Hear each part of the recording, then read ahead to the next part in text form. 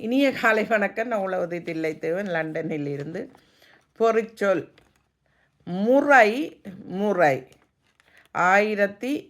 103வது முறை.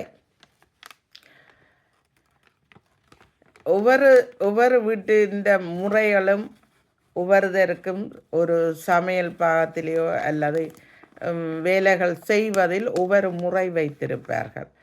அவர்களுக்கு அந்தந்த முறையில் செய்தால்தான் அவர்களுக்கு விருப்பமாக இருக்கும்.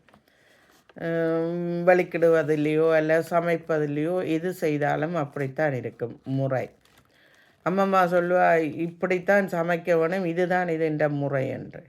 எமது இந்து சமய மக்கள் ஒரு முறையாக சுவாமி கும்பிடுவார்கள். கிறிஸ்தவர்கள் இன்னொரு முறையாக கும்பிடுவார். ஒவ்வொருத்தருக்கும் ஒவ்வொரு முறையாக இருக்கும்.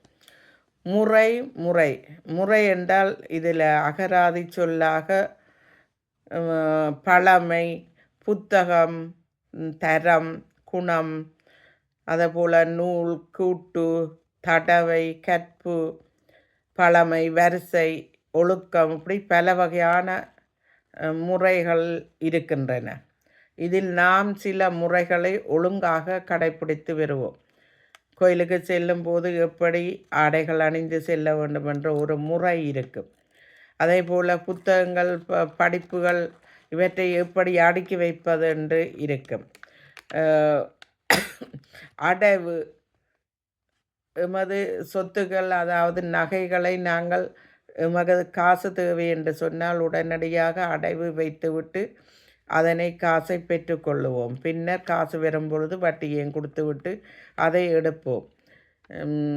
மற்றது கிராமம் என்று, எமது கிராமத்தின் வழக்கம் இப்படித்தான் இருக்கும். இந்த கிராமம் சிறிய கிராமம், இது இங்கே தோட்டங்கள் செய்வார்கள், வீட்டில் ஒவ்வொரு மக்கள் அண்டை அயல்கள் ஒற்றுமையாக இருப்பார்கள். இப்படி பலவிதமான முறைகள் இருக்குது.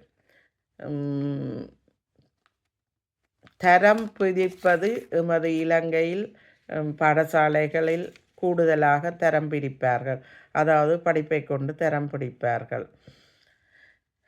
ஒழுக்கமாக நடக்க வேண்டும். நன்றி, வணக்கம்.